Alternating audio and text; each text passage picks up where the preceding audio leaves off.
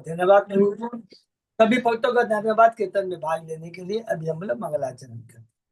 ओम अज्ञानतिमिरान्धस्य ज्ञानांजन शलाकया चतुर्मिलितं येन तस्मै श्री गुरुवे नमः। श्री चैतन्य मनोभीष्टं स्थापितं येन भूतले स्वयं रूप कदा मह्यं ददाति स्वपदान्तिकं। वन्देऽहं श्री गुरु श्रीयुतपद कमलं श्री गुरु वैष्णवांच च श्री रूपं साग्रजातं सहगण रघुनाथं वितं तं सजीवं स्वातेतं सावधूतं परिजं सहितं कृष्ण चैतन्य देवं श्री राधा कृष्ण पादान सहगण ललिता श्री विशाखा वितांत च नम ओम विष्णु पादाय कृष्ण प्रेष्ठाय भूतले श्रीमते भक्ति वेदांत स्वामिन इति नामने नमस्ते सारस्वती देवे गौरवाणी प्रचारिणे निर्विशेषा शून्यवादी पाश्चात्य देश तारिणे वांछा कल्पतरुभ्यश्च कृपा सिन्धुभ्येव च पतितानां पावनेभ्यो वैष्णवेभ्यो नमो नमः। नमो महावदान्याय कृष्ण प्रेम प्रदायते कृष्णाय कृष्ण चैतन्य नामने गौरत्पिसे नमः। हे कृष्ण करुणा सिंधु दीन बंधु जगतपते गोपेश गोपिका कांत राधा कांत नमस्तुते। तप्त कांचन गौरांगी राधे वृंदावनेश्वरी विश्वानुसुते देवी प्रणमामि हरिप्रिये। नीलांचल निवासाय नित्याय परमात्मने बलभद्र सुभद्रायां जगन्नाथाय ते नमः। जय श्री कृष्ण चैतन्य प्रभु नित्यानंद श्री अद्वैत गदाधर श्रीवासादि गौर भक्त बिंद मुखम करोति वाचालम पंगु गिलंगे यत्किपातमहं वंदे श्री गुरुं दीनतारिणं परमानंद माधवम श्री चैतन्य ईश्वरं। हरे कृष्ण कृष्ण कृष्ण हरे हरे हरे राम राम राम हरे। श्री मंगलाचरण की जय। शिला प्रभुपाद की जय। हरे कृष्णा। आज के इस चर्चा में सभी भक्तों का हार्दिक स्वागत है। सभी भक्तों के चरणों में मेरा सादर दंडवत प्रणाम है। राधा माधव राधा गोविंद गुरु परम आचार्य परम वैष्णव की असीम कृपा से हम सब भक्त लोग मिलकर करके चेतन चेतना के ऊपर चर्चा कर पा रहे हैं। आदि लीला जिसमें पूरा तत्व से भरा हुआ है अप टू अध्याय 7 क्या 12 तक ले सकते हैं। और उसके बाद में हमने देखा अध्याय 13 जो कि इसके ऊपर हम लोग चर्चा कर पाए चेतन महाप्रभु का आविर्भाव जो हमने समाप्त किया। और आज 14 अध्याय हम शुरू करेंगे। 13 अध्याय में हमने जो चर्चा किया उसको संक्षेप में दोहराते हैं कि 14 जो मंगलाचरण के श्लोक है जिसमें पूरा तत्व भरा है उस 14 श्लोक में से प्रथम 6 श्लोक चैतन्य तत्व के बारे में बताते हैं जो कि 1 अध्याय से लेकर 4 अध्याय के में चर्चा किया गया है। उसके अंदर में हमने पढ़ा है कि कृष्णराज के विराज गोस्वामी इन 4 अध्याय के अंदर में भगवान सबसे पहले कृष्ण के विराज गोस्वामी प्रणाम करते बताते हैं गुरु के बारे में, बताते हैं भक्तों के बारे में, ईश्वर अवतार के बारे में, ईश्वर के बारे में, भगवान के प्रकाश या अंत के बारे में और भगवान की शक्तियां के बारे में, जिसका बहुत डिटेल में वर्णन अलग अलग आगे पढ़ा है। गुरु का इसी अध्याय के अंदर पूरा डिटेल में बताया गया है। उसके बाद में दूसरे अध्याय में चैतन्य तत्व कृष्ण तत्व का बहुत डिटेल में वर्णन हुआ है कि कृष्ण ही क्या है कि स्वयं भगवान सर्व कारण है और एते चांस कला पुष्ण कृष्णस्तु भगवान स्वयं ईश्वर परम कृष्ण सच्चिदानंद अनादि आदि गोविंद सर्व कारण। ये बहुत इंपॉर्टेंट। तीसरे अध्याय में भगवान के अवतार के बाह्य कार्य जो हमने पढ़ा और चौथे अध्याय में भगवान के प्राकट्य के अंतरंग कारण। तो वो क्या है सबको रिपीट करते हुए बहुत ज्यादा सभी इंपॉर्टेंट है। भगवान राधा रानी की भक्ति कैसी, मेरे में ऐसा क्या तत्व जिसके प्रति राधा रानी आकृष्ट होती है और मेरी भक्ति करके राधा रानी को क्या आनंद मिलता है।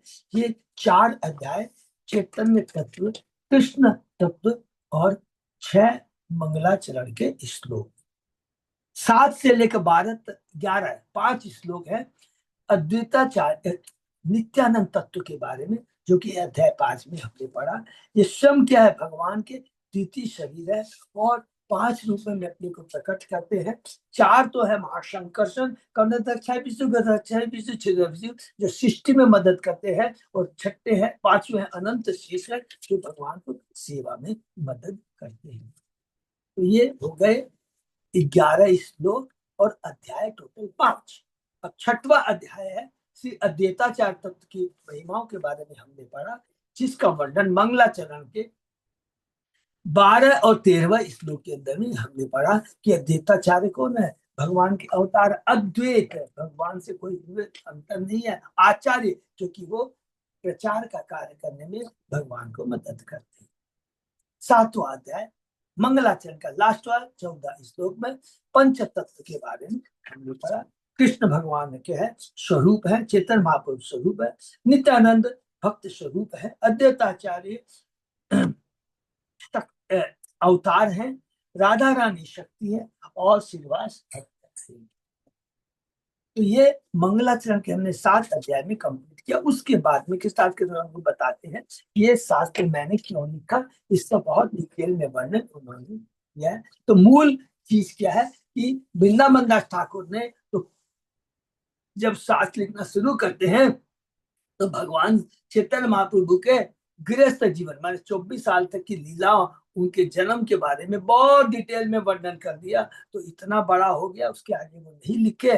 तब उनकी प्रेरणा से, उनका आशीर्वाद लेकर के कृष्णराज कविराज गोस्वामी अब चेतन चेतना लिखना शुरू करता है, जिसमें विशाल डिटेल में वर्णन किया है चेतन महाप्रभु के संन्यास के बाद की लीला और उसके पहले की लीला का चैतन्य भागवत में वृंदावन दास ठाकुर ने किया है। और हरिदास पंडित की कृपा लेते हैं, और किसकी कृपा, तीसरी मदन मोहन की, मंदिर में जब जाते हैं उनके गले की माला उनके में पड़ जाती है। तो ये हुआ 8वां, 9वां, 10वां, 11वां, 12वां।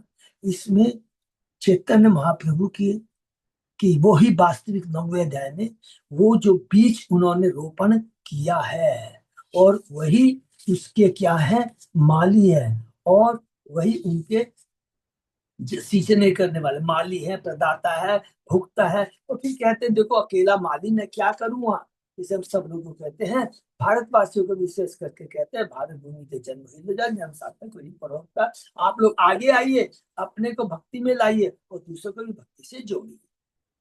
10वां, 11वां, 12वां में 10वें अध्याय में चेतन महाप्रभु की शाखाएं भक्तों के बारे में है। उड़ीसा में बंगाल के 90, जगन्नाथपुरी के 37 और बनारस के 30। उसके बाद में हमने देखा नित्यानंद की शाखाएं 11वें अध्याय में, टोटल शाखाएं 36 है। और इसके बाद में 12वें अध्याय में हमने पढ़ा अद्वैताचार्य और गदाधर की, अद्वैताचार्य की 38 और गदाधर की 33 शाखा है। इनको सारों का वर्णन करने के बाद अंत में बहुत सुंदर बात कहते हैं कृष्णदास के, जो इन भक्तों का नाम का भी उच्चारण करता है उसे महाप्रभु की कृपा प्राप्त होती है, सारी इच्छाएं पूर्ण होती है, सारी इच्छाएं पूर्ण होती है, माने आध्यात्मिक इच्छाएं पूर्ण होती है, और भगवत धाम की प्राप्ति होती है। इससे बड़ा क्या चीज चाहिए। इसके बाद में हम लोग 14 अध्याय में 13वें अध्याय में प्रवेश करते हैं, जिसके अंदर में चैतन्य महाप्रभु के प्राकट्य का कारण है। चैतन्य महाप्रभु माता सची के गर्भ में 13 महीने तक रहे। 1485 में प्रकट हुए हैं, 14 से माने हृदय में आए हैं, मन में आए हैं। जिस प्रकार कृष्ण आए थे वसुदेव देव के, उसी प्रकार जगन्नाथ मिश्र और सची माता के मन में, हृदय में आते हैं। 13 महीने बाद में वो 1486 में प्रकट होते हैं। फागुन महीना होता है, पूर्णमासी के दिन, सिंह राशि में और चंद्र ग्रहण के समय। और हमने बहुत सुंदर पढ़ा कि किस प्रकार जब वो प्रकट होते हैं, भगवान के उदय होने से पाप में जिन अंधकार विनष्ट हो गया और तीनों लोग हर्षित होते और श्री भगवान के पवित्र नाम का कीर्तन करने लगे। क्यों करने लगे, सबसे यदि कोई पूछेगा तब, क्योंकि चंद्र ग्रहण था। तो ग्रहण के समय उस समय को लोग अशुभ मानते हैं, उससे ज्यादा गंगा का स्नान होना चाहिए, हरि नाम का कीर्तन करना चाहिए। ये कारण है भगवान की नहीं, चंद्र अर्थात भगवान ने अपने जन्म के साथ जन्म के साथ साथ हरि नाम का प्रचार शुरू कर दिया है। उसी सब हमने देखा किस प्रकार हरिदास ठाकुर और अद्वैताचार्य गंगा नदी पे जाते, हरि बोल, स्नान करते हैं, और उसके बाद मन ही मन उन्होंने, अद्वैताचार्य ने ब्राह्मणों को दान किया। और उसके बाद में हमने देखा सभी कोटियों के जो सम्मानित ब्राह्मण, स्त्रियां और देवताओं की जो स्त्रियां आकर के अनेक उपहार लेके आते हैं। गंधर्व सिद्ध लोग लोग स्तुति करते हैं, और जगन्नाथ मिश्र ने भी बहुत दान किया। और उसके बाद में हमने देखा जो स्पेशल दो जन का नाम बताया गया है। मालिनी, मालिनी कौन है ये थोड़ा याद रखें, ये श्रीनिवास ठाकुर की पत्नी है। और सीता ठाकुरानी वो क्या है, अद्वैताचार्य की पत्नी है, जो कि बहुत स्पेशल है। और वो बहुत सारे गहने आभूषण लेके आते हैं, और कहते हैं बच्चे को नजर नहीं लग जाए, भूत प्रेत की नजर नहीं लगे, इसलिए सीता ठाकुरानी उनका नाम क्या रखती है, माही। और फिर नीलांबर चक्रवर्ती आते हैं, और उनके जन्म घड़ी की गणना करके बाद में बताते हैं कि यह बालक भविष्य में बड़ा महान आत्मा बनेगी। कैसे, और पूरे तीनों लोगों का वो उद्धार करेंगे, हरि बोल। तो ये हम लोगों ने चैतन्य महाप्रभु के जन्म के बारे में अध्याय 13 के अंदर पढ़ा। आज हम नया अध्याय 14 शुरू करने जा रहे हैं। ओम नमो भगवते वासुदेवाय। ओम नमो भगवते वासुदेवाय। ओम नमो भगवते वासुदेवाय। चैतन्य चरितामृत आदि लीला अध्याय 14। अब इस अध्याय में हमने याद कर लेंगे 14, 15, 16, 17 लास्ट जो 4 अध्याय में चैतन्य महाप्रभु के बाल लीला का वर्णन 14 अध्याय में।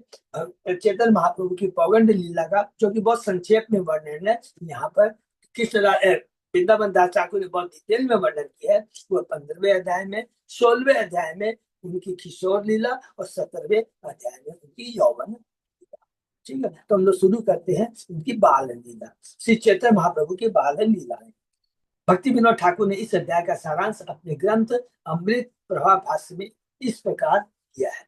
चैतन्य चरितामृत के 14वें अध्याय में इस दृश्य का वर्णन है कि चैतन्य महाप्रभु ने किस तरह घुटने का बल रखना शुरू किया, जो कि हम लोगों ने कैंटो 10 में भगवान श्री कृष्ण के बारे में पढ़ा था। घुटनों के बस रखने लगे, मिट्टी खाने लगे, हरि बोल। हमने भी कैंटो 10 के 8वें अध्याय में मिट्टी भक्षण लीला के बारे में पढ़ा है। भगवान श्री कृष्ण अपनी माता को बुद्धि देना, ब्राह्मण अतिथि पर कृपा करना, दो चोरों के कंधों पर चढ़कर उन्हें भ्रमित करके अपने ही घर पहुंचाना, और बीमारी का बहाना करके एकादशी के दिन हिरण तथा जगदीश के घर प्रसाद घेरने की बाल लीलाओं का आनंद उठाया है। ये 4-5 लीला। उसके बाद में इसी अध्याय में भी वर्णन हुआ है कि वे किस तरह शरारते करते थे, माता के बेहोश जाने पर किस तरह अपने सिर पर उठाकर उनके लिए नारियल लाए, किस तरह गंगा के तट पर अपनी उम्र लड़कियों के साथ उन्होंने परिहास किया, किस तरह लक्ष्मी देवी से पूजा सामग्री स्वीकार की, किस तरह कूड़े के ढेर पर बैठकर अपनी माता को दिव्य ज्ञान का उपदेश दिया, और किस तरह माता के कहने पर वहां से चले गए, और किस तरह वे अपने पिता के साथ लाड़ भरा व्यवहार करते थे। ये 5, 6, 7 लीलाएं बहुत सुंदर, जिसका तो 14 अध्याय में श्रवण करेंगे। कथंचन तेजस्मिन् दुष्करम सुकरम भवेत् स्मृति विपरीतम स्यात् श्री चैतन्य नमामितम्। कथंचन, यदि कोई चैतन्य महाप्रभु का किसी भी प्रकार से स्मरण करता है, वो किसी भी प्रकार स्मरण करता है, तो उसका कठिन कार्य सरल हो जाता है। पहला, केवल उनका स्मरण करने मात्र से। किंतु यदि उनका स्मरण नहीं किया जाता तो सारा सरल कार्य भी बड़ा कठिन बन जाता है। हरि बोल। ऐसे चैतन्य बाबू को मैं सादर नमस्कार करता हूँ। श्री प्रबोधन सरस्वती अपने ग्रंथ चैतन्य चंद्रामृत में कहते हैं, जो कि हम लोगों ने पिछले 13वें अध्याय में प्रबोधन सरस्वती ने हम लोगों ने पढ़ा है ना, चैतन्य महाप्रभु की महिमा के बारे में। वो कहते हैं, मैंने कमेंट्री में प्रभुपाद तात्पर्य ने प्रभुपाद जी ने बताया, महाप्रभु के रंच मात्र भी कृपा होने से मनुष्य इतना महान बन जाता है कि उसे ऐसे मोक्ष की भी परवाह नहीं रह जाए जिसे अनेक विद्वान तथा ज्ञानी खोजते रहते हैं। मैंने ब्रह्म ज्योति में विलीन होने की चेष्टा करते हैं, जिसको प्रमोदानंद सरस्वती ठाकुर ने क्या बताया, नरक के समान। उसी तरह भगवान चैतन्य का एक भक्त स्वर्ग लोक में निवास करने का मायाजाल को मायाजाल मानते, अर्थात ब्रह्म ज्योति में विलीन होना नरक के समान, स्वर्ग को जाना माया जाल के समान। यह वह योग शक्ति की सिद्धि को पार कर जाता है, क्योंकि इसके लिए इंद्रिया विष दंत रहित सर्प जैसी होती है। सर्प अपने विषैले दांतों के अत्यंत भयावना तथा घातक घातक सॉरी जीव होता है, किंतु यदि ये दांत तोड़ दिए जाते हैं तो भय का कोई कारण नहीं रहता।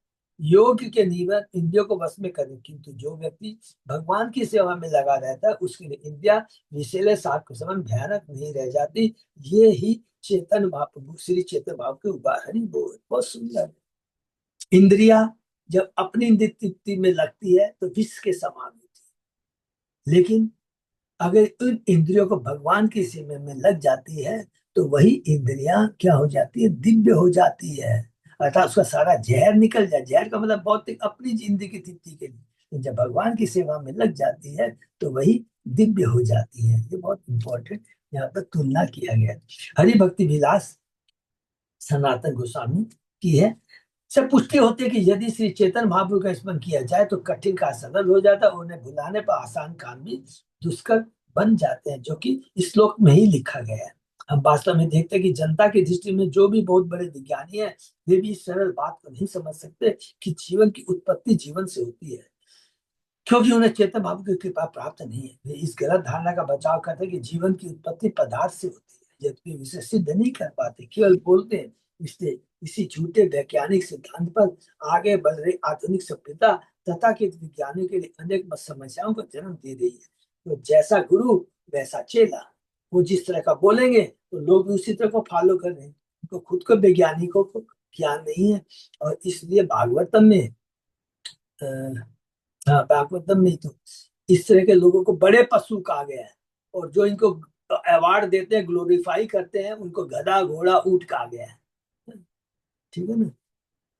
चेतन चेतना की रचयिता महाप्रभु की बाल लीलाओं का वर्णन करने के लिए उनकी शरण में जाते हैं, क्योंकि ऐसा दिव्यशाही मानसिक चिंतन द्वारा नहीं लिखा जा सकता। पूर्व पुस्तक भगवान के विषय में लिखने वाले को भगवान की विशेष कृपा चाहिए। हरि बोल।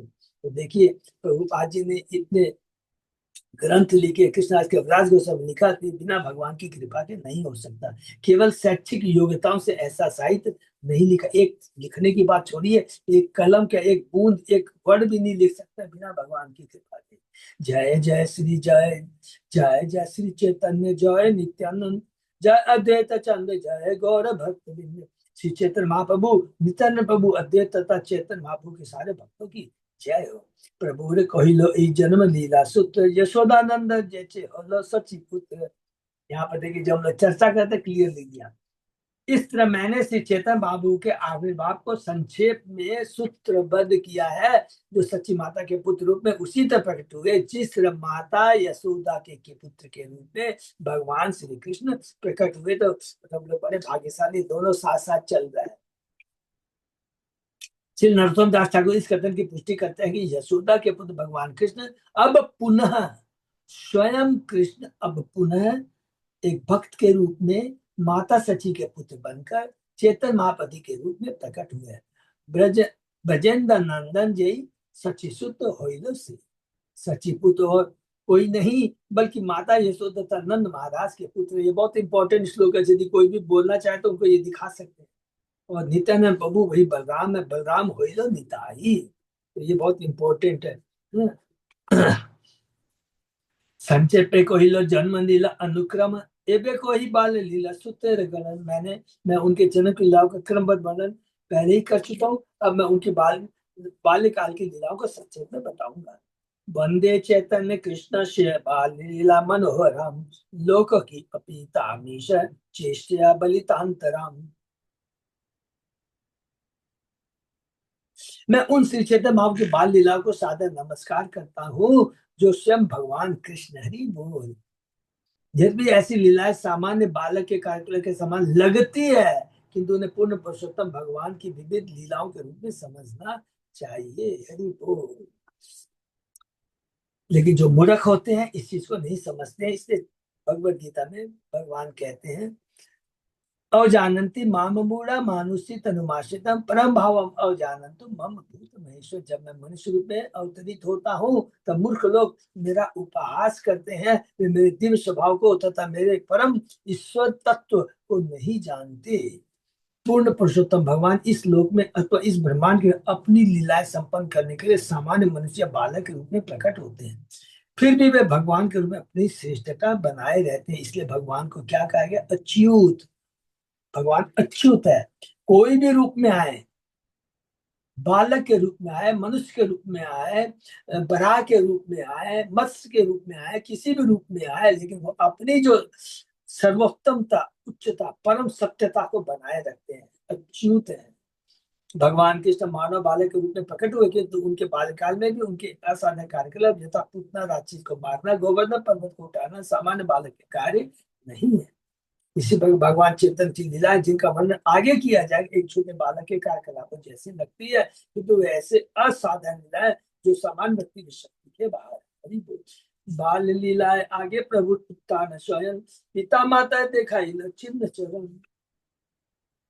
अपने अपनी बाल लीला में महाप्रभु अपने बिस्तर पर लेटे लेटे ऊपर से नीचे को पलट गए, और से उन्होंने अपने माता पिता को अपने के चरण कमलों के चिन्ह दिखाए कि मैं साधारण बालक नहीं हूँ। देखो नाना जी ने जो कहा था वो सही कहा था, नीलांबर चक्रवर्ती ने। ऊपर मुख किए हुए बिस्तर पर लेटने या पीठ के बल लेटने के लिए भी उत्तान शब्द का प्रयोग किया गया है। कुछ पुस्तकों में उत्थान पाठ मिलता है जिसका अर्थ है उठ खड़ा होना। महाप्रभु अपनी बाल लीला में दीवार पकड़ कर खड़े होने का प्रयत्न करते थे, लेकिन जिस तरह सामान्य बालक गिर पड़ता है उसी तरह महाप्रभु भी गिर पड़े और उन्हें अपने बिस्तर पर चाल लेते।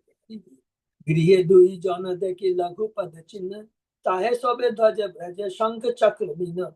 जब महाप्रभु ने चलने का प्रयास किया तो उनके पांव की छोटी छोटी छाप में भगवान विष्णु के विशिष्ट चिन्ह ध्वज, व्रज, शंख चक्र तथा मछली दिखलाई पड़ी। देखिया दोहार चित्ते जन्म मिला विस्मय, कार पद चिन्ह घोरे ना पाए निश्चय। इन सारी छाप को देखकर न तो उनके पिता न ही माता समझ पाए कि पाँव की ये छाप किसकी। इस प्रकार विस्मित होकर वे यह निश्चय नहीं कर पाए कि उनके घर में ये चिन्ह कैसे आए। विश्व कहे बाल गोपाल आचे सीधा संगे, तेहो मूर्ति हुआ घोड़े खेले जानी रंगे। जगन्नाथ मिश्र ने कहा निश्चय बाल कृष्ण शालग्राम शिला के साथ वे अपना बाल रूप धारण करके कमरे के भीतर खेल रहे हैं। जब भगवान का स्वरूप काठ, पत्थर या अन्य पदार्थ से बना होता है तो यह समझना चाहिए कि यहाँ पूर्ण पुरुषोत्तम भगवान उपस्थित है। बहुत इंपॉर्टेंट चीज है। कभी भी भगवान के विग्रह को काठ की मूर्ति, पत्थर की मूर्ति नहीं समझना चाहिए। कितनी बड़ी बात है, स्वयं पुरुषोत्तम भगवान उपस्थित हैं। हरि बोल। हम तर्क से भी समझ सकते हैं कि सारे भौतिक तत्व भगवान की शक्ति के विस्तार, तत्व के हिसाब से शक्ति के विस्तार है। ठीक है, भगवान पूर्ण शक्तिमान है, हम उनकी शक्ति। क्योंकि पूर्ण पुरुषोत्तम भगवान की शक्ति उनके साकार रूप से अभिन्न होती है। अचिंत भेदाभाव, शक्ति और शक्तिमान में कोई अंतर नहीं होता। अतः भगवान सदैव अपनी शक्ति में विद्यमान रहते हैं और वे भक्त भी प्रबल इच्छा अपने आप को प्रकट करते हैं। क्योंकि भगवान सर्वशक्तिमान है, हम उनकी शक्ति है। अतः यह तर्क संगत ही है कि वे अपनी शक्ति से अपने आप को प्रकट कर सकते हैं। अर्चा विग्रह की पूजा या सालिग्राम शिला की पूजा मूर्ति पूजा नहीं है। ये बहुत इंपॉर्टेंट है। विग्रह, ये साधारण विग्रह नहीं है। शुद्ध भक्ति भगवान का अर्चा विग्रह भगवान के मूल्य दिव्य स्वरूप की तरह कार्य करता है, कार्य करता है। ये प्रभुपाद जी वर्णन लिख रहे हैं बहुत अच्छे से, श्रद्धा से। माने हम लोग भगवान अपने घर में आए, जिनको हमने स्थापित किया है, प्राण प्रतिष्ठा की है, तो बहुत अच्छे से हमें सुश्रुता सेवा करनी चाहिए। से ही छोड़ने जागी निमाई को रे क्रंदन, अंके लो सच्ची तारे पियाई लो स्तन। जब माता सची तथा जगन्नाथ में इस बातें कर रहे थे तब बालक निमाई चक गया और रोने लगा। माता सची ने उसे गोद में ले लिया और अपने स्तन को दूध पिलाने लगी। बोल, सच्ची माता क्या भाग्यशाली है, जैसे माँ यशोदा। स्तन पियाई ते पुत्रे चरण देखी लो, से ही चिन्ह पाए देखी मिश्र बुलाई लो। जगन्नाथ मिश्र अपने पति को बुलाती है। जब माता सची बालक को स्तनपान करा रही, तब उन्होंने अपने पुत्र के चरण कमलों में सारे चिन्ह देखे जो उन्हें कमरे के पर्स पर दिखे थे। तो उन्होंने जगन्नाथ मिश्र को बुलाया।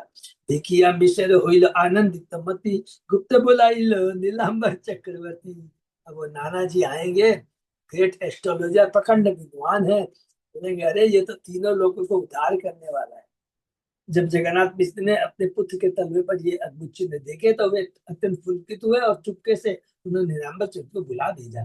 चिन्ह देख के चक्रवर्ती बोले ने हसिया, लग्न गानी पूर्व आमी राखिया लिखिया। जब नीलांबर चक्रवर्ती ने चिन्ह देखे तो हंसते उन्होंने कहा, मैंने पहले ही नक्षत्र गणना से जन्म कुंडली के हिसाब से इसे निश्चित कर लिया था और लिख भी दिया था, जो कि हम लोगों ने पहले अध्याय में पढ़ा है, सबको याद है, भूलना नहीं चाहिए।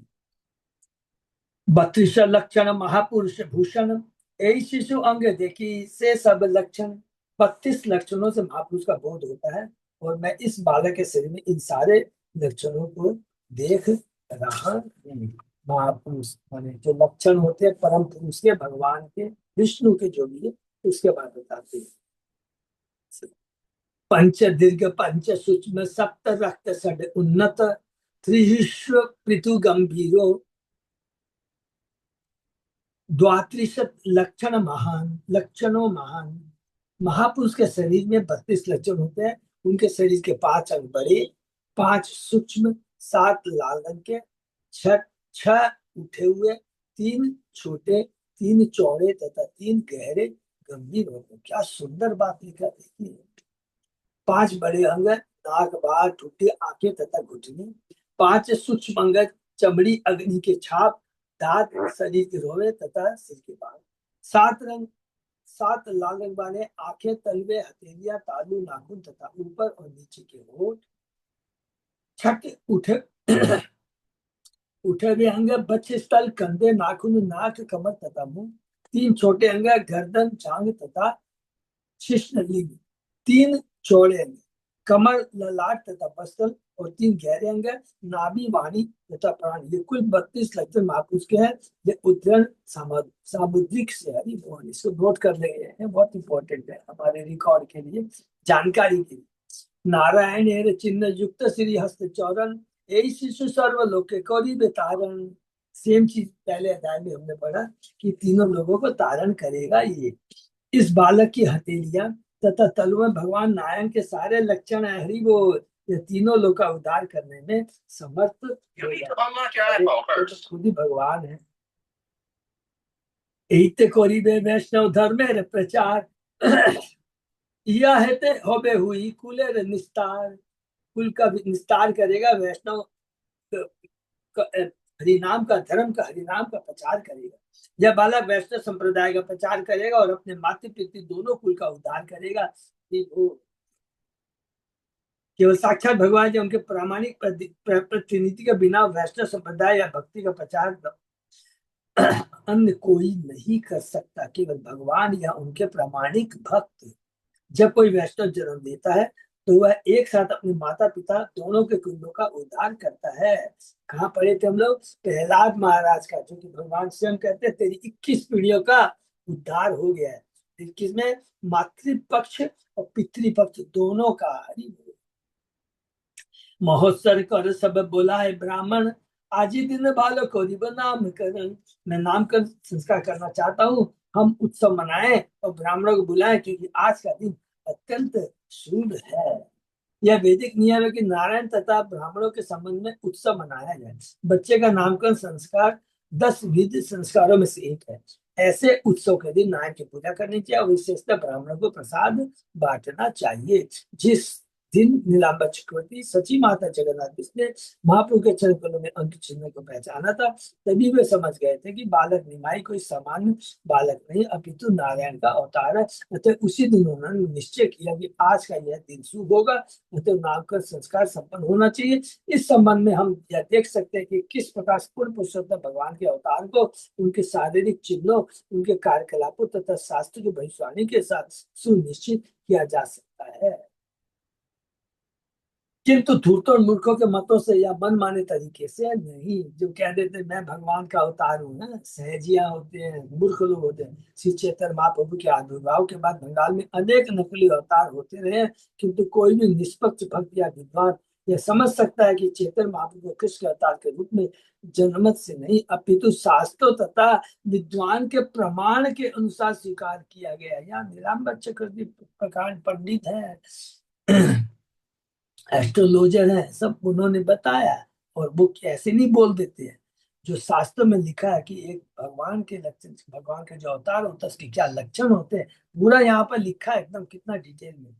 जिन्होंने चेतन भाव को पूर्ण रूप से भगवान के रूप में स्वीकार किया वे सामान्य व्यक्ति न थे। गरीब वो प्रारंभ में उनकी पहचान नीलांबर चक्रवर्ती जैसे प्रकांड विद्वान द्वारा की गई, और बाद में उनके कार्यकलापों की पुष्टि 6 गोस्वामी द्वारा, विशेषतः श्री जीव गोस्वामी तथा श्री रूप गोस्वामी द्वारा और शास्त्र के आधार पर अनेक विद्वान रखी गई थी। नीलांबर चक्रवर्ती की बात करें, ईश्वर का अवतार जीवन के प्रारंभ से वैसा होता है। ऐसा नहीं है कि कोई ध्यान करने से एकाएक ईश्वर का अवतार बन जाता है। ऐसे झूठे अवतार मूर्ख तथा धूर्तों के लिए होते हैं, समझदार पुरुषों के लिए नहीं। तो हर किसी को बात पर हमको नहीं मान लेना चाहिए। नहीं, अच्छा तुम भगवान हो तो बताओ, शास्त्र में लिखा भगवान के ये लक्षण होने चाहिए, दिखाओ तुम्हारे में वो लक्षण है क्या, वैसे चिन्ह है क्या तुम्हारे शरीर में, हाथ पाँव में।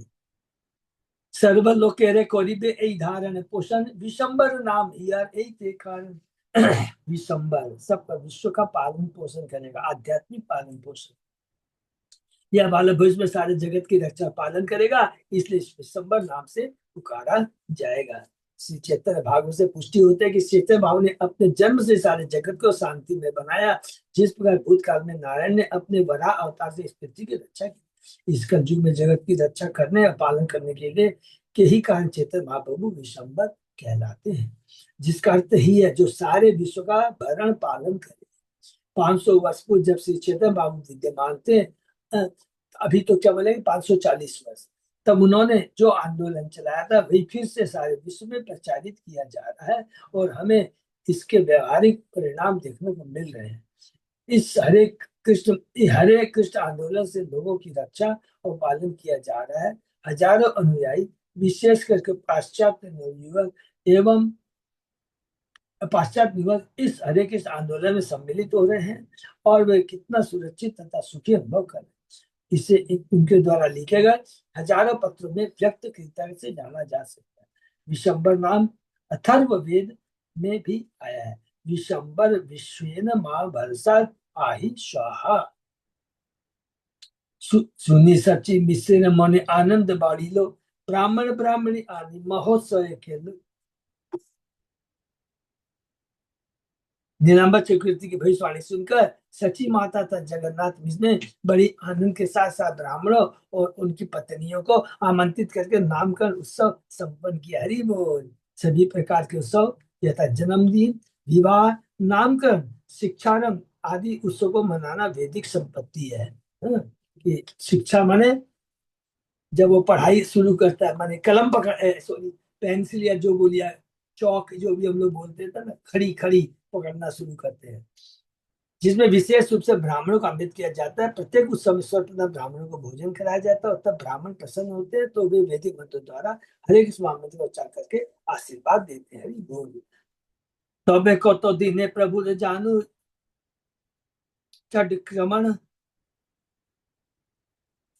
चढ़क्रमण माने रेंगरा, नाना चमत्कार तथा कराई लो दर्शन। कुछ दिनों के बाद महाप्रभु अपने घुटनों पर सरकने लगे और वे तरह तरह के चमत्कार दिखाने लगे। अब रेंगना शुरू कर दिया। हरि बोल। चैतन्य भागवत में वर्णन मिलता है कि एक दिन जब चैतन्य महाप्रभु घुटने के बल सरक रहे थे तो उनकी करगनी मधुर स्वर में बज रही थी। तब एक सांप निकल कर आंगन में आ गया। बालक ने उत्सुक उसे पकड़ लिया तो सांप ने उन्हें तुरंत कुंडली में लपेट लिया। तब शिशु के रूप में बाहर तो उस सब के ऊपर लेटे रहे, और कुछ समय बाद वह सब उन्हें छोड़कर चला गया। हरि बोल। जब भगवान ने भी सबसे खेला कि अभी हम लोगों ने पढ़ा ना, कालिया के संग में भगवान ने आनंद बनाया था, उनने भी भगवान को अपनी कुंडली में लपेट लिया था। क्रंदेरे छोले बोलाई लो हरि नाम, नारी सब हरि बोले, हंसे गौर धाम। महाप्रभु रोने के बहाने सारी स्त्रियों को हरे कृष्ण महामंत्र का कीर्तन करने के लिए बाध्य कर देते, और जब वे कीर्तन करते तो महाप्रभु मुस्कुराते, हरि बोल। चेतन भाग में यह लीला इस प्रकार वर्णित है। सुंदर नेत्रों वाले महाप्रभु रोने लगते, किंतु हरे कृष्ण महामंत्र सुनने पर वे तुरंत चुप हो जाते। जब स्त्रियों को पता चल गया कि हरे कृष्ण कीर्तन करने पर बालक रोना बंद कर देता है, तो वे उसके रोने पर तुरंत ही हरे कृष्ण का संकेत समझ जाते। इस तरह यह एक नियमित कार्य बन गया। किस प्रकार अभी यहाँ पर एक दूसरा भगवान ने किस पर हरि नाम का प्रचार कर रहे हैं, लोगों को हरि नाम करने के लिए बाध्य कर रहे हैं। महाप्रभु रोते और स्त्रियां ताली दे देकर हरे कृष्ण महामंत्र कीर्तन करने लगी। इसी प्रकार पड़ोसी की सारी स्त्रियां सची माता के घर अखंड कीर्तन के लिए एकत्र होती। जब तक स्त्रियां हरे कृष्ण महामंत्र का कीर्तन नहीं करती, तब तक महाप्रभु रोते न थे, अपितु बड़े मुदित मन से उन पर मुस्कुराते रहते। तबे कहनो दीन न कहलो पद चढ़ क्रमण, शिशु गौने मिलनी कहलो विविध खेला में। कुछ दिनों के बाद महाप्रभु पांव से चलने लगे, हरि बोल। वे अन्य बालकों के साथ मिलने जुलने लगे और तरह तरह के खेल दिखाने लगे। जैसे भगवान श्री पांव पर चलने लगे, माखन चोरी करना शुरू कर देते हैं, गोपियों के घर में जाते हैं, दामोदर लीला करते हैं। एक दिन सच्ची कोई संदेश आनिया, आटा भरी दिया बैलो खाओ तब बसिया। एक दिन जब महाप्रभु अन्य छोटे बालकों के साथ खेल रहे थे, तब सच्ची माता खई तथा मिष्ठान से बड़ा था लिया, उन्होंने वाले से कहा बैठकर खा लो। पर बहुत सुंदर लीला है। यही बोली गेला सच्ची गृह कर्म करीते, लुका लागिला शिशु नित्य खाइले। किंतु जब सच्ची माता वापस जाकर गृह के कार्यों में लग गई, तो बालक अपनी माता से छिपकर मिट्टी खाने लगा। देखी सच्ची देखी सच्ची तेजी माने धा आईला कोरी, हाय हाय माटी खाड़ी लज्जा को है, माटी क्या नो खाए। यह देखकर सची माता हड़बड़ी में, अरे यह क्या है, यह क्या है, चिल्लाती हुई लौट आई। उन्होंने महाप्रभु के हाथों से मिट्टी छीन ली और पूछा, इसे क्यों खा रहे हो। कांदिया बोले ने तू कहने कर रोज, तुम्ही माटी खाई ले दिले मोर की बादोस। ये बहुत बड़ी शिक्षा तत्व है, इसको नोट कर लेना। रोते बालक ने अपनी माता से पूछा, आप नाराज क्यों होती है, आपने मिट्टी ही तो खाने के लिए मुझे दी है, इसमें मेरा क्या दोष है। अरे हम जो कुछ भी है, पृथ्वी अग्नि जल वायु आकाश का ही तो ये रूपांतर है, सब कुछ इंक्लूडिंग हमारा बॉडी पृथ्वी अग्नि जल वायु आकाश से बना हुआ है। खोई संदेश अन्न जो के माटी रे विकार, एहो माटी से ही माटी की भेद विचार। खड़ संदेश मिठाई तथा अन्य सारे खाद्य पदार्थ मिट्टी के ही तो रूपांतर है, विकार है। यह भी मिट्टी है और वह भी मिट्टी है, कृपया इस पर विचार करें, इसमें अंतर ही क्या है। छोटा सा बालक बोल रहा है, माटी देह माटी भक्ष देख ही विचारी, अविचारे देह दोष की बोली ते पारी। यह शरीर मिट्टी का विकार है और खाने की वस्तु भक्ष्य भी मिट्टी के विकार है, कृपया इस पर विचार करें। आप बिना विचार के मुझे दोष दे रही हैं, मैं क्या कह सकता हूँ। तत्व ज्ञान दिया अपनी माता को, माता भी इससे बढ़कर है, बहुत अच्छा जवाब देगी। यह मायावाद दर्शन की व्याख्या है, जिसमें सारी वस्तुओं को एक सा माना जाता है और इसको काटे ही माता से। आध्यात्मिक जीवन में खाना सोना मैथुन तथा अपनी रक्षा करना जैसी शरीर की आवश्यकता अनावश्यक होती है। जब मनुष्य आध्यात्मिक दर पर पहुंच जाता है, तब शारीरिक अवस्था नहीं रह जाती और शारीरिक अवस्थाओं से संबंधित कार्यों में आध्यात्मिक विचार की आवश्यकता नहीं रह जाती। दूसरे शब्दों में, जितने अधिक हम खाने सोने मैथुन तथा अपनी रक्षा करने में लगते हैं, उतने अधिक हम भौतिक कार्यकलापों में लिप्त होते हैं। दुर्भाग्यवश मायावादी दर्शन भक्ति कार्य को शारीरिक कार्य मानते हैं। वे भगवत गीता के निम्नलिखित सरल व्याख्या को नहीं समझ पाते। माम च योग अभिचारे न भक्ति योगे न सेते स गुणान संपीते तान ब्रह्म गुयाय कल।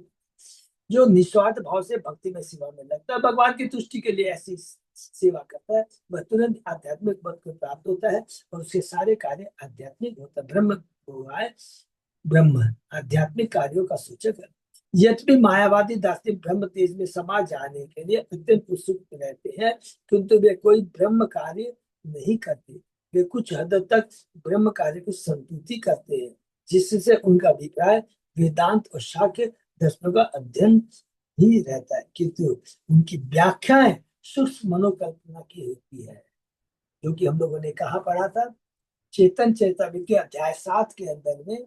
अद्वैताचार्य के जब तत्व के बारे में पढ़ रहे थे, तो वहां पर ही प्रकाशानंद सरस्वती को भगवान चेतन महाप्रभु बहुत बताते हैं, अरे वेदांत का मतलब तू समझता है? वेदांत का मतलब है जहाँ ज्ञान का अंत होता है, संबंध अविधेय और प्रयोजन, वही वास्तविक ज्ञान है। और ये सब तो जो शाखे दर्दम मायावादी सब कुछ एक है, मिलने के जैसे भौतिक जगत से सब चले जाते तो जाकर के एक ही में मिल जाते हैं, तो उसको बहुत सुंदर ढंग से, इसलिए यहाँ पर उनकी व्याख्या शुष्क मनोकल्पना की होती है, शुष्क होती है, जिसमें आदान प्रदान नहीं, भगवान की लीलाओं का वर्णन नहीं, किसी के संग कोई नहीं है, शुष्क होती है। और इसलिए वह ब्रह्म ज्योति में जाके विलीन हो जाती है। लेकिन आत्मा तो सच्चिद आनंद है, उस सत्य चित और आनंद चाहिए। जब वो आनंद नहीं मिलता है, शुष्क आनंद रहता है, तो तुरंत वो फिर कई करोड़ों साल बाद पुनः इस भौतिक जगत में आते हैं। बड़े बड़े वैज्ञानिक बनते हैं, दास बनते हैं, जो लोग आते हैं ब्रह्म ज्योति से जो वापस आते हैं ना, क्योंकि कोई तो कलमश तो रहता नहीं है, पाप कर्म तो कुछ रहते नहीं है, कर्मों का फल तो रहता नहीं, इसलिए वो बहुत अच्छी पोस्ट मिलती है। अब उनके ऊपर निर्भर करता है उसका फिर से इस बार सदुपयोग करे या दुरुपयोग करे। विविध प्रकार से आध्यात्मिक कार्यों के अभाव में एकमात्र वेदांत या शास्त्र जैसे अध्ययन करके बहुत दिनों तक वे उस पद पर बने नहीं रह सकते। जीवन नाना प्रकार के आनंद के लिए है, जीव स्वभाव से ही आनंद भोगने का इच्छुक है, क्योंकि वो भी सच्चित आनंद है। जैसा कि वेदांत सूत्र में कहा गया है, आनंदमयो अभ्यास भक्तिमय सेवा में सभी कार्य विविधता व से पूर्ण होते हैं, एकमात्र भक्ति में। ये बहुत इंपॉर्टेंट है। जैसा भगवद गीता में कहा गया है, सारे भक्ति कार्यों को करना आसान है, सुसुकमम कर्तुम, राज योग राज गुह्य है ना श्लोक। ये जो ज्ञान है मैं दे रहा हूँ, नौवे अध्याय क्या भक्ति योग है शीर्षक है, उसमें भगवान कहते हैं ये जो मैं ज्ञान दे रहा हूँ, राज योग राज योग राज विद्या गुह्य ज्ञान है, ये मैं तुम्हें दे रहा हूँ, सभी ज्ञानों का राजा है, कृष्ण का ज्ञान बड़ा, वही श्लोक में कहा गया है। सारे भक्ति कार्यों को करना आसान है और ये शाश्वत तथा आध्यात्मिक है, चूंकि मायावादी दार्शनिक उसे नहीं समझ पाते, अतः वे भक्त के सारे कार्यों को श्रवण कीर्तन विष्णु स्मरण एवं भौतिक एवं माया मानते हैं।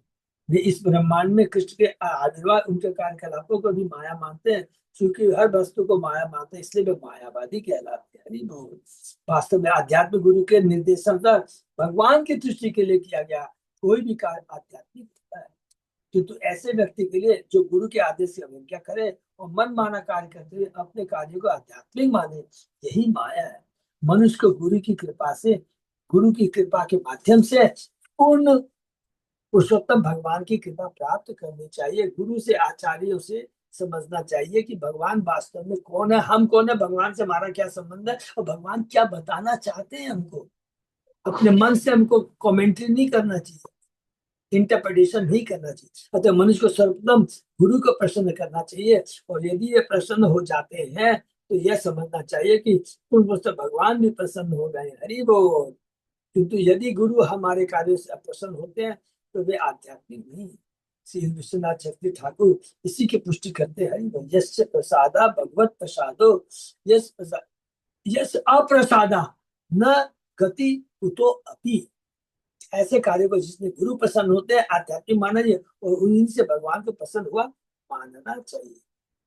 चैतन्य महाप्रभु ने परम गुरु के रूप में अपनी माता को माया दर्शन का उपदेश दिया। ये बहुत इंपॉर्टेंट लाइन है। प्रभु जी ने, उन्होंने अपनी माता को कहा तू ये जो बातें करी है सब कुछ मायावाद का दर्शन उपदेश दिया। शरीर मिट्टी है और खाद्यान्न भी मिट्टी है, बहुत अच्छी बात है। इस कथन से उसका प्रभाव यही था कि हर वस्तु माया, यही मायावाद दर्शन, मायावादियों का दर्शन दोष, क्योंकि इनकी व्याख्या है कि वे जो कुछ भी मुक्तापूर्ण बात कहते हैं उसके अतिरिक्त हर वस्तु माया, हर वस्तु को माया समझकर मायावादी दार्शनिक भक्ति का अवसर खो देते हैं, और इससे उनका जीवन विनष्ट हो जाता है, अंधकारमय हो जाता है। इसलिए चेतन बाबू ने सलाह दी, मायावादी भाष सुनील है सर्वनाश। चेतन चरण मध्य लीला 6 169। तो मध्य लीला 6 में सार्वभौम प्रभु को चेतन महाप्रभु शिक्षा देते हैं। शायद वही होना चाहिए। हाँ, जो मायावादी दर्शन को स्वीकार करता है उसकी उन्नति सदा के लिए रुक जाती है। इसलिए मायावादी दर्शन बहुत खतरनाक होता है। अंतरे विस्मित सची बोली लो तहारे, माटी खाई ते ज्ञान योग के सिखाल तोरे। सची माता आश्चर्य की थी कि यह बालक मायावाद दर्शन बोल रहा है। अतः वे बोली, तुम्हें यह दार्शनिक तर्क विद्या किसने सिखाया जो मिट्टी खाने की सही गलत है? तू कहता है सब कुछ एक है।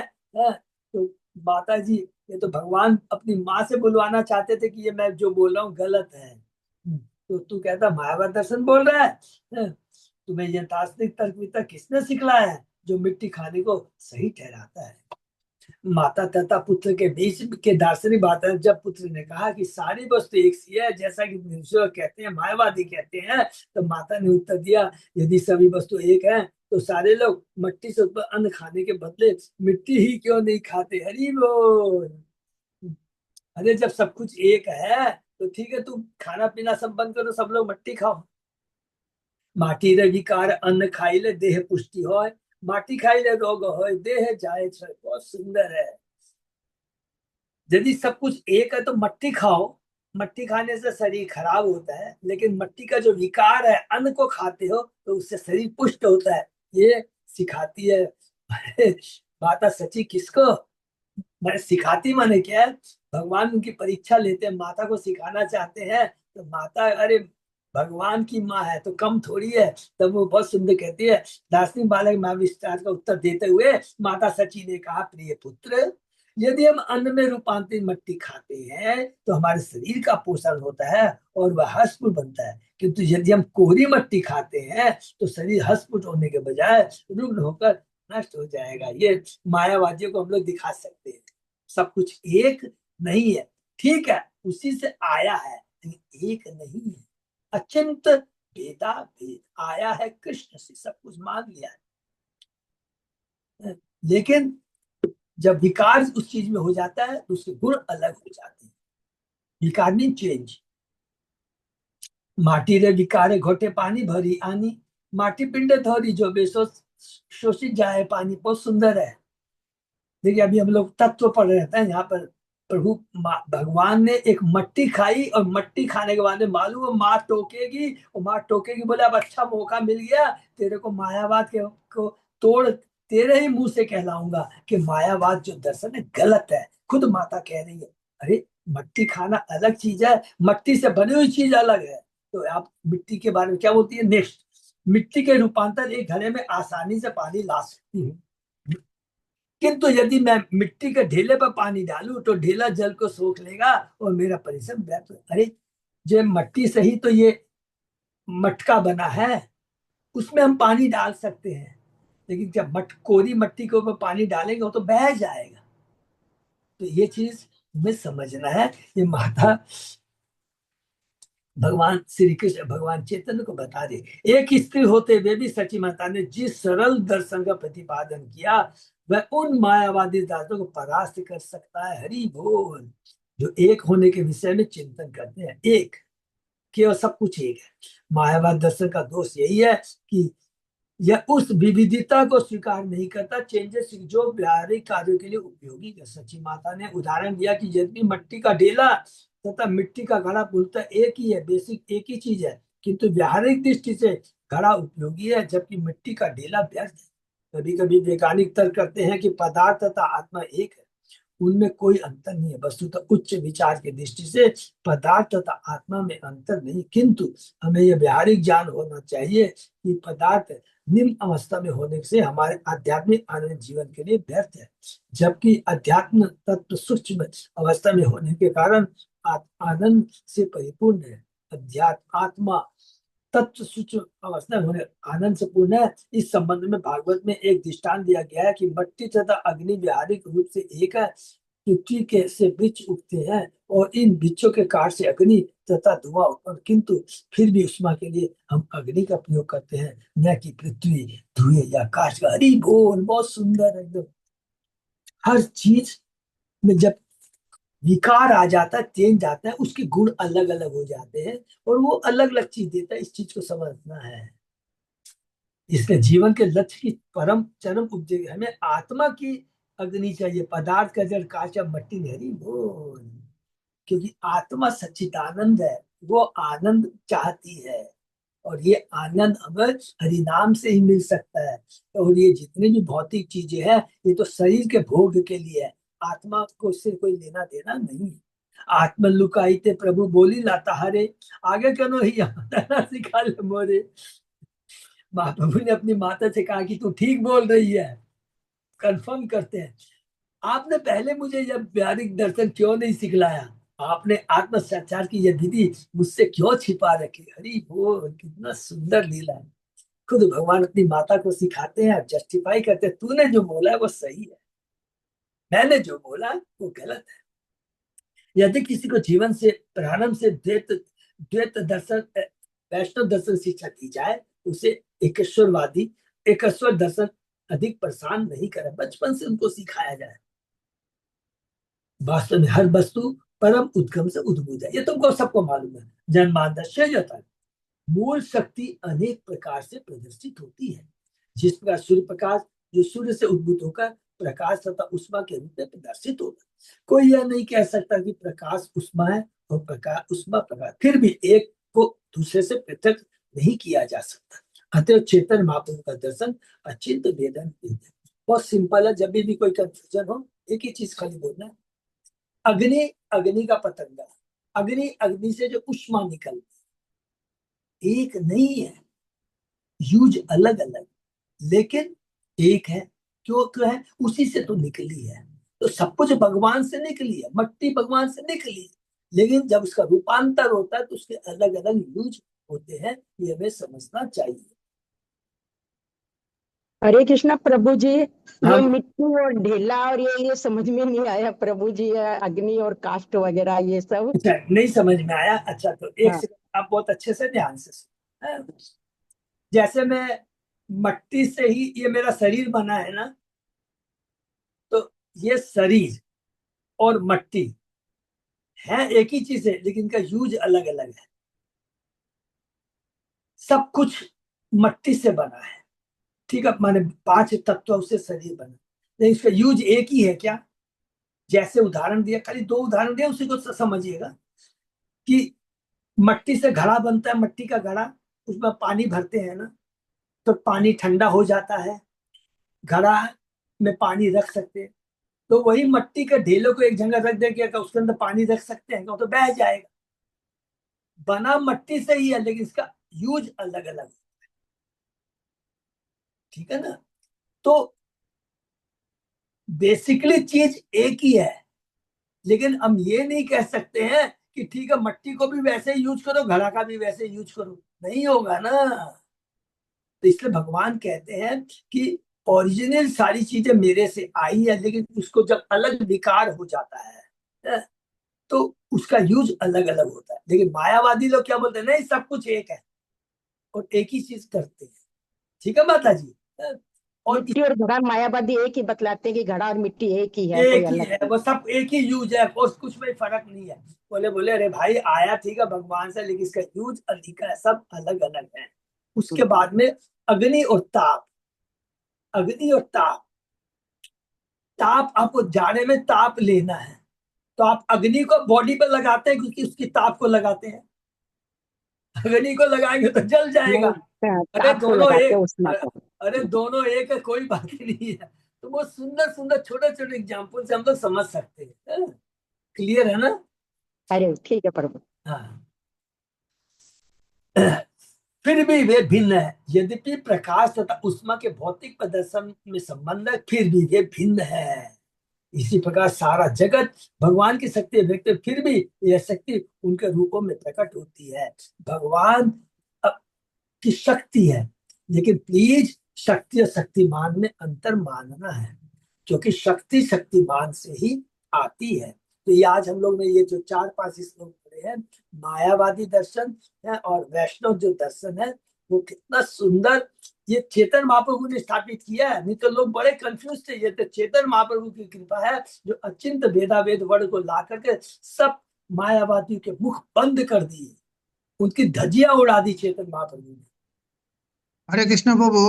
हाँ प्रभु। मायावादी को ही तो अद्वैतवादी भी बोलता है और निर्विशेषवादी भी बोल सकता है ना।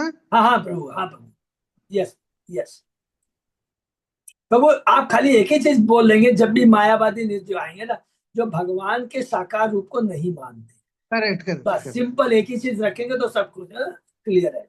अरे वो लोग सोचता है आत्मा और परमात्मा एक ही हो जाता है सब खाली। सब वो जाकर अरे आत्मा परमात्मा का बात छोड़िए, कुत्ता बिल्ली भी एक हो जाता है।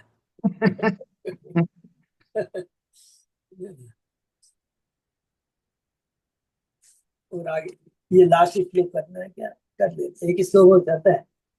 एबे से जानी ला आर माटी ना खाइबो, क्षुद्र लागे सबे तबे तुम्हारा स्तन पीबो। हरि बोल, कितना सुंदर है पूरा तत्व अंदर में।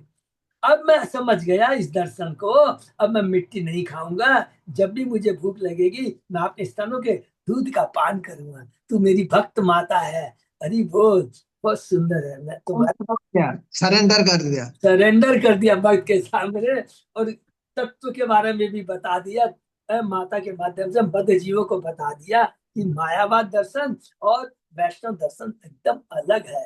भगवान साकार है, भगवान की शक्तियों का सब रूपांतरण है। इससे खाली एक ही चीज आज हम लोग शिक्षा लेंगे, जो कुछ भी हम देखें, जिन कहीं भी चर अचर किसी को भी देखें, ये मन में देखना ये भगवान की ही शक्ति है, ये भगवान की ही शक्ति है। कुछ भी ये कलम कुछ भी हम करते हैं, करना क्या है, शक्ति को शक्तिमान की सेवा में लगाना है बस।